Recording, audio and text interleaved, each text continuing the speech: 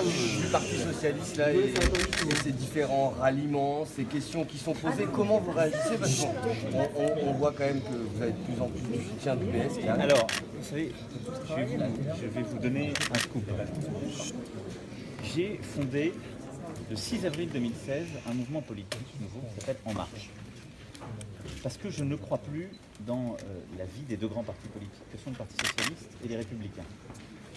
Je ne croyais pas davantage dans la capacité des primaires à les rassembler. Les faits m'ont plutôt donné raison quand je vois la situation et des Républicains et des Socialistes. Je vais donc aujourd'hui continuer, comme je le fais depuis le début, à consacrer mon énergie et mon temps à porter un projet cohérent, le projet des progressistes, et à parler de la vie du pays, et pas du tout à parler des vicissitudes des partis qui ne m'intéressent pas. Mais à partir du moment où Manuel Valls n'accordera pas son parrainage à Benoît Hamon, est-ce que vous lui dites qu'il est bienvenu à En Marche? Mais écoutez, je n'ai pas fondé une maison d'hôtes. Pardon de vous le dire. Nous avons créé un mouvement politique et je suis candidat à la présidence de la République.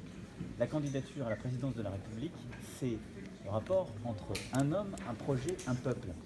C'est cela, il ne faut pas se tromper. On n'est pas encore aux législatives. J'ai ensuite dit comment je comptais m'organiser pour les législatives. Ce que je constate, c'est que les progressistes, c'est un rassemblement large, comme je l'avais dit. Et il appartient à chacune et chacun de dire s'il retrouve et s'il reconnaît. Mais moi, je suis le garant de 3 objectifs que j'ai depuis le début. Le renouvellement de la vie politique. Et donc, ce que je fais, c'est pour renouveler la vie politique. Ces usages, dont on voit d'ailleurs toutes les turpitudes en ce moment, et ces visages. J'aurai au moins la moitié de nouveaux candidats. Donc, ça n'est pas la reconstitution de l'ancien dans le nouveau. C'est un renouvellement. Ensuite, c'est le rassemblement cohérent. Et donc, je me félicite qu'il y ait des sociodémocrates, des centristes, des gens de droite libérale européenne et des gaullistes qui se retrouvent avec des écologistes raisonnables dans le mouvement En Marche et qui veuillent contribuer à sa réussite. C'est tout à fait bien, c'est ce que je veux depuis le début. Mais ça n'enlève en rien à la cohérence de ce que nous portons. Nous n'allons ni devenir un parti du centre, ni devenir un parti de gauche, ni devenir un parti de droite. Et vous verrez que dans les prochains jours et prochaines semaines, sans doute, d'autres responsables politiques continueront à donner une expression individuelle de leur vote ou leur volonté de s'engager à nos côtés. Mais ça ne change rien à cela. Puis la troisième chose, c'est l'alternance réelle et radicale. Je propose autre chose que le balancier que nous vivons depuis 30 ans, où la gauche supprime ce que la droite a fait et réciproquement. C'est une vraie alternance parce que nous sommes en train de refonder la vie politique et de faire travailler ensemble des femmes et des hommes qui parfois s'étaient opposés dans le champ politique, parce qu'ils contribuent à un projet qui est cohérent dans lequel ils se retrouvent, et à travailler avec la société civile. Alors c'est étonnant que M. Valls et M. Le Drian veuillent l'alternance en se tournant vers vous. Mais ils font un choix de vote que j'entends totalement. Après, pour ma part, moi j'ai le même projet cohérent. Si je voulais reproduire ce qui existait déjà, je n'aurais pas lancé En Marche, je n'aurais pas été président de ce mouvement pour justement être candidat aujourd'hui. Donc je suis pour ma part très cohérent, mais après je cherche à convaincre au moins 51% de nos concitoyens. Et donc Manuel Valls ? Mais Manuel Valls fera ce qu'il pense bon en conscience. Moi, je vous dis simplement que ça ne change en rien ma ligne et la volonté de renouvellement, de rassemblement progressiste et d'alternance. Voilà. Et après que toutes celles et ceux qui se retrouvent en leur grade et qualité dans ce projet le rejoignent, c'est formidable. Ils sont simplement en train de démontrer que j'avais raison de ne pas subir les règles du système actuel. Il n'y a pas de sélection à l'entrée, Thomas au service de tous. Est-ce que vous pensez que François Fillon peut encore échapper à une mise en examen aujourd'hui? Alors, comme je crois dans une justice indépendante, que je suis pour ma part un responsable politique candidat à une élection, je ne vais pas commenter ou pronostiquer ce que fait la justice. Par contre, je l'ai dit aujourd'hui, je suis venu ici dans cette université de Lille m'exprimer devant à la fois des étudiants et des professionnels du droit pour parler de notre justice. Parce que nos Français attendent beaucoup de notre justice, parce qu'aujourd'hui, elle est mise en débat, parfois attaquée par certains et certains. Et donc le projet qui est le mien, c'est d'abord le projet d'une justice, je l'ai dit, indépendante. Et ce que j'ai défendu aujourd'hui, c'est en particulier une réforme constitutionnelle qui a été tentée, le texte est prêt, que je veux porter, qui consiste à donner justement plus d'indépendance au Conseil supérieur de la magistrature et en particulier à avoir un avis conforme de ce dernier pour la nomination des membres du parquet. Par contre, je maintiens la nécessité d'avoir une politique pénale portée par le garde des Sceaux.